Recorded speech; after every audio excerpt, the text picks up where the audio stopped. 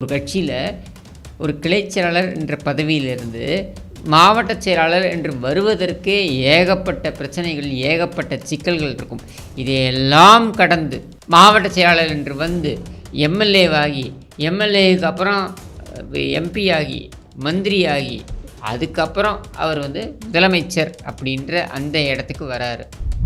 துணை முதலமைச்சர் அப்படின்னு வருவதற்கு என்ன தகுதி உனக்கு இருந்து? மற்றவனை பார்த்து கரப்பாம்பூச்சின்னு சொல்கிறியே, பால்டாயில் உன்னை நான் கேட்குறேன். நடிகைக்கா பால்டாயில் குடித்த கேவல ஜந்துனி. அவரது கை ஏர் பிடித்த கை, ஏர் கலப்பையை பிடித்த கை, அவரது கை மம்முட்டியை பிடித்த கை, உன் கை கண்டதையும் பிடித்த கை. நீ அவரை பார்த்து பேசலாமா? உனக்கு ஏதாவது தகுதி இருக்கா? நீயும் அப்பனும் மெட்ராஸை விட்டு தாண்டி இருக்கீங்களா? வந்திருக்கீங்களா வெளியில்? உங்கள் அப்பனுக்கு தெரியுமா துவரம்பருப்பு 1 கிலோ எவ்வளோ விலைன்னு தெரியுமா? உளுத்தம்பருப்பு 1 கிலோ எவ்வளோ விலைன்னு உங்கள் அப்பனுக்கு தெரியுமா?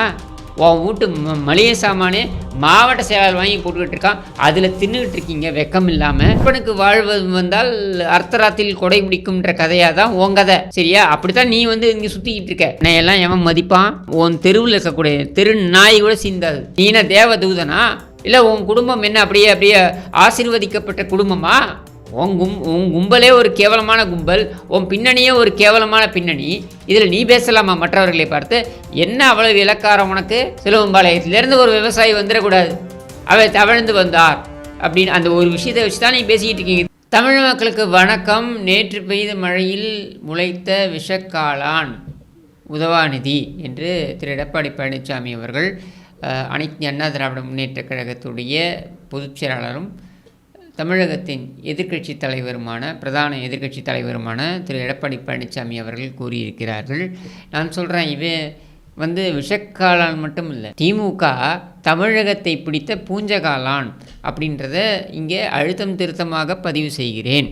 இது ஏன் அப்படின்னா, தமிழகத்தை பொறுத்த வரைக்கும் இந்த கும்பல், அதாவது திராவிட முன்னேற்றக் கழகம் என்பது 1967 ஆட்சியை பிடித்து அண்ணாதுரை அவர்களுடைய மறைவு, 1969 அண்ணாதுரையுடைய மறைவிற்கு பிறகு கருணாநிதி கையில் வந்ததிலிருந்து ஆரம்பித்து தமிழகத்தை அழித்து ஒழித்து கொண்டிருக்கிறார்கள் அப்படின்றதுல நமக்கு மாற்று கருத்தே இருக்க முடியாது. இப்படிப்பட்ட ஒரு பின்னணியில் வரக்கூடிய 4ஆம் தலைமுறை அல்லது 3ஆம் தலைமுறை என்று பார்க்கப்படுகின்ற இந்த கும்பல் ஒரு விவசாயி சிலுவம்பாளையத்திலிருந்து ஒரு பகுதிச் செயலாளர் என்கிற ஒரு கிளை செயலாளர் என்கிற அந்த நிலையிலிருந்து படிப்படியாக உயர்ந்து 50 ஆண்டுகள் உழைப்பை போட்டு, சும்மா கிடையாது,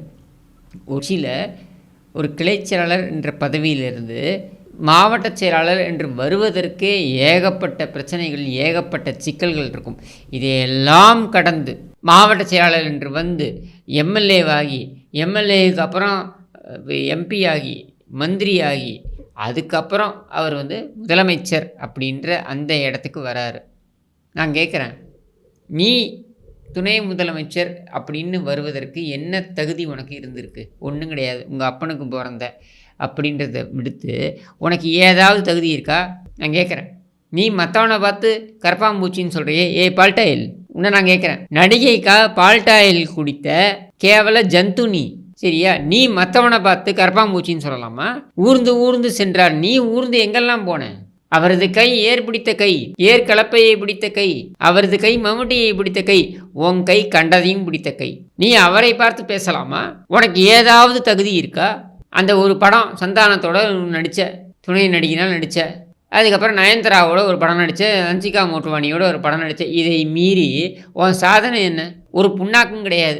உங்கள் அப்பா சேர்த்து வச்சுருந்தாப்புல ஊரை ஏமாற்றி கொள்ளையடித்து வச்சுருந்த பணத்தில் நீ படத்தயாரிப்பு நிறுவனம்னு வச்சுக்கிட்டு அந்த படத்தயாரிப்பு நிறுவனத்தை வைத்து கொண்டு நீ ஒன்றை தொடப்பக்கட்டைக்கு பட்டு குஞ்சலம் மாதிரி நீ ஒன்றை பெரிய கதாநாயகன்னு காட்டிக்கிட்டு நீ இந்த முன்னணி நடிகைகளோட நடிச்சுக்கிட்டு இருந்த. இதை விடுத்து உன்னுடைய சாதனை என்ன? எதுவுமே கிடையாது. நீ இருந்த துறையிலாவது, அதாவது திரைத்துறையில் உனக்கு இன்ட்ரெஸ்டே அங்கே தான் இருக்குது. அதை நீயே பல முறை சொல்லியிருக்க. உன்னுடைய கூட நண்பன் ஒருத்தன் சுற்றிக்கிட்டு இருக்கானே, அவன் யார்? அன்பில் மகேஷ். அவனும் ஒரு அமைச்சர். எதுக்காகனா உன்னுடைய ரசிகர் மன்ற தலைவன் அப்படின்ற ஒரே ஒரு தகுதிக்காக அவனும் அமைச்சர். அவனும் நீயும் சேர்ந்து உருப்படியாக என்ன பண்ணியிருக்கீங்க? இந்த கடந்த 3.5 ஆண்டுகள் என்ன பண்ணியிருக்கீங்க? திரை நிகழ்ச்சிகளில் கலந்துருக்கீங்க. கலந்துக்கிட்டு என்ன பண்ணுறீங்க? எனக்கு விஷாலை தெரியும், எனக்கு விஜயை தெரியும், எனக்கு அஜித்தை தெரியும், இப்படின்னு பேசுகிறத தவிர்த்து மக்களுக்காக உருப்படியாக எதையாவது செய்திருக்கிறீர்களா? எதுவுமே கிடையாது. ஆனால் இங்கே பேச்சு என்னென்னா வாய் கிழியுது, இங்கிருந்து இங்கே வரைக்கும் வாய் கிழியுது. என்ன கற்பாம்பூச்சி போல் ஊர்ந்து சென்றார், தவழ்ந்து சென்றார். ஆமாம், அவர் தவழ்ந்து சென்றார். அவர் தவழ்ந்து சென்றார். 7.5% உள் ஒதுக்கீட்டை கிராமப்புறத்திலிருந்து வரக்கூடிய அரசு பள்ளி மாணவர்களுக்கு கொடுத்தார். அவர் தவழ்ந்து சென்றார். 10% உள் ஒதுக்கீட்டை வன்னிய மக்களுக்கு கொடுத்தார். அவர் தவழ்ந்து சென்றார். இங்கே இருக்கக்கூடிய நீர்நிலைகளை எல்லாம் செப்பனிட்டார். அவர் தவழ்ந்து சென்றார். 4.5 ஆண்டுகள் சிறப்பான ஆட்சியை கொடுத்தார். ஒரு முதலமைச்சராக வருவதற்கு எவ்வளோ கஷ்டப்பட்டார் தெரியுமா? எவ்வளோ கஷ்டப்படணும்னு தெரியுமா? உன்னை போன்றவர்களுக்கு அந்த கஷ்டமெல்லாம் எதுவுமே கிடையாது. நான் தான் திருப்பி சொல்கிறேனே, உன் குடும்பத்துக்கே நான் தான் பல இடங்களில் பதிவு பண்ணுறேனே, இப்போ திருப்பியும் பதிவு பண்ணுறேன், திரும்ப சொல்கிறேன். 1967 உன்னுடைய தாத்தா அமைச்சரானதற்கு அப்புறம், அதுக்கப்புறம் முதலமைச்சர், இந்த அமைச்சரானதுக்கப்புறம் உன் குடும்பத்தில் எவனும் உழைச்சி சம்பாதிச்சது கிடையாது. எவனும் அவனுடைய சொந்த திறமையால் வாழ்க்கையை ஓட்டியது கிடையாது. இப்படிப்பட்ட பின்னணி தான் ஓம் பின்னணி. நீ மற்றவனை பேசலாமா? அரசியல் பேசு, நாங்கள் கேட்டுக்கிறோம், பதில் சொல்கிறோம். அரசியல் கருத்துக்களை தெரிவி, நாங்கள் கேட்டுக்கிறோம், பதில் சொல்கிறோம். கருத்தியல் ரீதியாகவும் விமர்சனத்தை வெயி, நாங்கள் கேட்டுக்கிறோம், பதில் சொல்கிறோம். ஆனால் ஒரு விவசாயியை சிறுமைப்படுத்துவது போன்று பேசுவதற்கு உனக்கு எந்த தகுதியும் கிடையாது. நீயும் அப்பனும் மெட்ராஸை விட்டு தாண்டிருக்கீங்களா? வந்திருக்கீங்களா வெளியில்? உங்கள் அப்பனுக்கு தெரியுமா துவரம்பருப்பு 1 கிலோ எவ்வளோ விலைன்னு தெரியுமா? உளுத்தம்பருப்பு 1 கிலோ எவ்வளோ விலைன்னு உங்கள் அப்பனுக்கு தெரியுமா? உன் வீட்டு மளிகை சாமானே மாவட்ட செயலாளர் வாங்கி போட்டுக்கிட்டு இருக்கான், அதில் தின்னுக்கிட்டு இருக்கீங்க வெக்கம் இல்லாமல். நீ எல்லாம் பேசலாமா மற்றவங்களை பற்றி? அதுவும் ஒரு கேனக்கு இருக்க மாதிரி ஒரு சிரிப்பு. எதை எடுத்தாலும் இது ஒரு பெரிய அட்ராக்டிவ்னு வேறு நீ நினச்சிக்கிற. இது ஏதோ பெரிய மக்களை கவரக்கூடிய விஷயம்னு வேறு நீ நினச்சிக்கிற. உனக்கெல்லாம் உள்ளுணர்வில் இப்படிலாம் சொல்கிறாங்களா? உன் தாத்தா, உங்கள் அப்பன், அதுக்கப்புறம் உன் பெரியப்பா, அந்த முக்காமுத்து, எவனுக்குமே நடிக்க வராது. எவனுக்குமே மக்கள் மத்தியில் கவர்ச்சி கிடையாது. அப்படிப்பட்ட ஒரு பின்னணியிலேருந்து வரக்கூடிய நீ இப்படி கேனக்கு இருக்க மாதிரி சிரித்து மக்களை அப்படியே கவர்ந்துடுவியா? இதையெல்லாம் யார் உனக்கு கற்றுக் கொடுக்குறது? அர்ப்பனுக்கு வாழ்வது வந்தால் அர்த்தராத்தில் கொடை முடிக்கும்ன்ற கதையாக தான் உன் கதை, சரியா? அப்படித்தான் நீ இங்கே சுற்றிக்கிட்டு இருக்க. எல்லாம் எவன் மதிப்பான்? உன் தெருவில் இருக்கக்கூடிய தெரு நாய் கூட சீந்தாது. உங்கள் அப்பனை வச்சுக்கிட்டு நீ இந்த ஆட்டம் ஆடுற. இதில் பேச்சு வேறு உனக்கு. எடப்பாடி பழனிசாமியை பார்த்து நீ பேசுகிற. நான் கேட்குறேன், அவர் கிளை செயலாளர்லேருந்து மாவட்ட செயலாளராக மாவட்ட செயலாளர்லேருந்து அமைச்சராக அமைச்சருக்கு முன்னால் அவர் எம்எல்ஏவாக இருந்து, அதுவும் என்ன சேவல் சின்னத்தில் 1989 சேவல் சின்னத்தில் ஜெயித்திருக்கிறார். அதுக்கப்புறம் அவர் எம்பியாக வரார். அதுக்கப்புறம் அவர் அமைச்சரானதற்கு அப்புறம் அவர் முதலமைச்சராகிறார். அந்த முதலமைச்சர் ஆவதற்கு அவர் ஒருவர் காலில் சென்று ஆசி பெற்றாருன்னு வச்சுப்போமே. இன்னும் உலகத்தில் இல்லாத விஷயத்தை பண்ணிட்டாரா? சட்டமன்றத்தில் 6 முறை ஜெயித்த சக்கரபாணி உங்காலில் விடுறானே.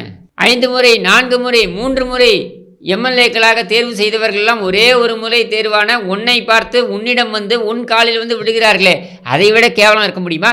நீ பேசலாமா பேச்சு? நீ என்ன தேவதூதனா? இல்லை உன் குடும்பம் என்ன அப்படியே ஆசீர்வதிக்கப்பட்ட குடும்பமா?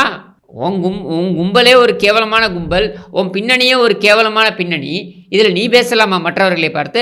என்ன அவ்வளவு இலக்காரம் உனக்கு? சிலுவம்பாளையத்திலேருந்து ஒரு விவசாயி வந்துடக்கூடாது, அவர் தவழ்ந்து வந்தார் அப்படின்னு அந்த ஒரு விஷயத்தை வச்சு தான் நீ பேசிக்கிட்டு இருக்கீங்க. திரும்பி தவழ்ந்து வந்தார். நான் கேட்குறேன், இன்றைக்கி சமுதாயத்தில், இன்றைக்கி இருக்கக்கூடிய சமுதாயத்தில் எவன் உழைத்து வர முடியுது?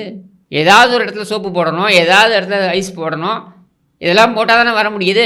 இப்படியெல்லாம் கடந்து வந்தால் அவர் தவழ்ந்து வரக்கூடிய நிலையில் இன்றைக்கு இந்த சமுதாயம் வைத்திருக்கும் என்றால், ஏன்னா ஒரு எம்எல்ஏ என்பவர் முதலமைச்சராக வருவதற்கு அனைத்து தகுதிகளையும் பெற்றவர். ஒரு அமைச்சர் என்பவர் முதலமைச்சராக வருவதற்கு அனைத்து தகுதிகளையும் பெற்றவர். அப்படி இருக்கும் பொழுது ஒரு முதலமைச்சராக வர வேண்டும் என்றால் சிலுவம்பாளையத்திலிருந்து கஷ்டப்பட்டு 50 ஆண்டுகள் உழைத்து ஒருவன் அங்கே முதலமைச்சராக வர வேண்டும் என்றால் யார் காலிலாவது அவன் தவழ வேண்டும் என்ற நிலை இருக்கிறது என்றால் வெட்கப்பட வேண்டியது அவன் கிடையாது, இந்த சமூகம் தான். இந்த சமூகம் தான் வெட்கப்பட வேண்டும். நாம் அந்த நிலையை ஏற்படுத்தி வச்சுருக்கோம். அப்படின்னும் பொழுது 4.5 ஆண்டுகள் அவர் ஆட்சியை கொடுத்தார். நீ 3.5 ஆண்டுகள் ஆட்சியை நடத்தியிருக்க. 3.5 ஆண்டுகள் ஆட்சியின் லட்சணம் என்ன அப்படின்றத பேசு. இந்த 3.5 ஆண்டுகளில் நாங்கள் இதை சாதித்திருக்கிறோம், 4.5 ஆண்டுகள் நீ இதை செய்யவில்லை, இதை பேசு. இதை பேசினால் நாம் வாதிடுவோம். நீ வா, நானும் வரேன், வாதிடுவோம். 3.5 ஆண்டுகளில் நீங்கள் என்ன கிழித்தீர்கள் என்பதனை பேசுங்கள். நாங்கள் 4.5 ஆண்டுகளில் என்ன சாதனையை செய்திருக்கிறோம் என்பதை நாங்களும் பேசுகிறோம். அதையெல்லாம் விட்டுவிட்டு தனிப்பட்ட விதத்தில் பேசாத. தனிப்பட்ட விதத்தில் பேசணும்னு நினைத்தால் நாங்கள் வனவாசத்துலேருந்து ஆரம்பித்தோன்னு வச்சுக்கோங்களேன். அசிங்கப்பட்டு போவீங்க. அந்த மாதிரி இடத்துக்கு போயிட்டு காசு கொடுக்காம தகராறு செய்த வரலாறு உன் வரலாறு. நீ எல்லாம் பேசலாமா பேச்சு? நீ எல்லாம் ஒரு எடப்பாடி பழனிசாமிங்கிற ஒரு விவசாயியை பார்த்து கேள்வி கேட்பதற்கு உனக்கு தகுதி இருக்கிறதா? 15 வருஷம் 20 வருஷத்துக்கு முன்னாடி பவுலிங் அலையில நுங்கம்பாக்கம்ல வச்சுக்கிட்டு வரப்போகிற துணை நடிகைகளோட சைட் அடிச்சுட்டு உட்காந்தவன் தான் நீ. நீ பேசலாமா? உனக்கெல்லாம் தகுதி இருக்கா? யோசித்து பேசு. சவால் வைக்கப்பட்டது உன் தந்தையிடம். உன் தந்தை நேருக்கு நேராக தன்னுடைய சாதனை என்ன என்பதனை பேசட்டும். அது பற்றி எங்களுக்கு கவலை இல்லை, நாங்களும் பேசுகிறோம்.